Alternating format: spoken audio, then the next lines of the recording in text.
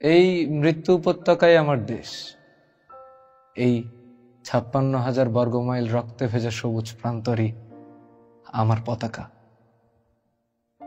আমি এখানেই থাকবো।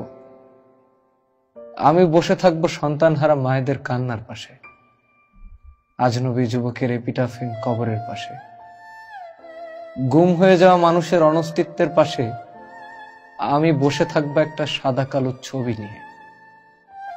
আর যাদের কোনো ছবি নাই, থাকে নাই, থাকতে নাই, যারা কেবলই নাম কিংবা অজ্ঞাতনামা, যাদের আল্লাহ ছাড়া কেউ নাই,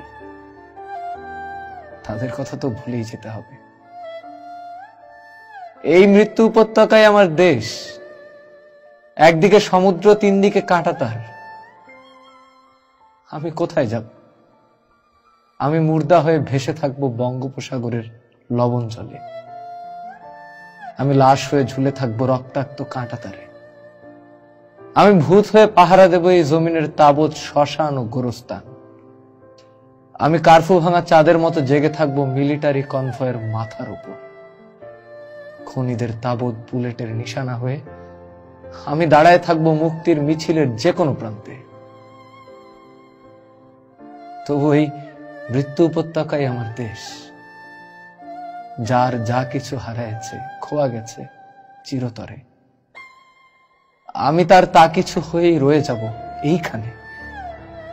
ভাইয়ের লাশ কাঁধে নিয়েও জালেমের বিরুদ্ধে শটান থাকে যে মুষ্টিবদ্ধ হাত, সেই হাতই কাটতেছে ভূমির সোনালী ফসল, সেই হাতই ঘোরাচ্ছে কলকারখানার তাবৎ মেশিন।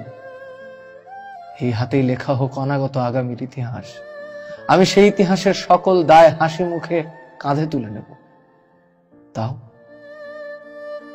তাও এই মৃত্যু উপত্যকায় আমার দেশ, জীবন আর মরণের ভেদাভেদ লুপ্ত এইখানে। এই আয়না ঘরের ঠান্ডা মেঝেই আমার বিছানা। সেখান থেকে মাঝরাতে উঠে এক বেআব্রু জীবন হয়ে দৌড় দেব আমি। সামান্য একটা বুলেটের জন্য কানবো জারে জার। সন্তান আমার বলবে, আব্বু তুমি কাঁদতেছো যে? আমি সেই সন্তানের মাসুম বয়স হয়ে থেকে যাব। আঁচলে মুখ চেপে বেদখল বসত ভিটার পাশে বসে যে একাকিনী ঈশ্বরের আদালতে প্রার্থনারত, তিনি আমার মা। আমি তার প্রার্থনার সরল সমর্পণ হয়ে থেকে যাব। অনাগত অমরত্বের লোভে পীড়িত মানুষের কথা ভুলে যান নাই যে কবি, আমি তার স্লোগান সর্বস্ব একটা দুর্বল গদ্য কবিতা হয়ে থেকে যাব। ক্ষমতার সাথে আঁতাত না করে রাজপথে আত্মহত্যার পথ বেছে নিয়েছেন যে বুদ্ধিজীবী, আমি তার গুরুত্ব না পাওয়া একটা পাবলিক লেকচার হয়ে থেকে যাব।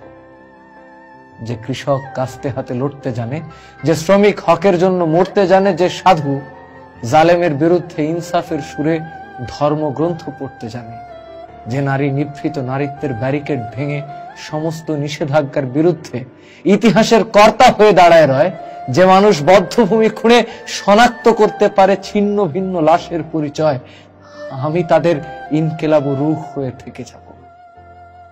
থাকবো না কেন? মেঘে মেঘে গর্জে উঠছে আকাশ। বিরহ বা বিচ্ছেদ নয়, এ ভরসা বয়ে এনেছে বিপ্লবী হাওয়া। দেয়ালে দেয়ালে রক্তের হরফে অনুদিত হচ্ছে অনাগত সময়ের ইশতেহার। আজাদির মিছিলের সামনে হাঁটু গেড়ে কান্নারত আজরাইল। থাকবো না কেন? মৌতের গর্ভে জন্ম নেওয়া মানুষের সামনে থমকে দাঁড়িয়েছে সময়। ক্যালেন্ডারের আজ আর কোনো অর্থ নাই। থাকবো না কেন?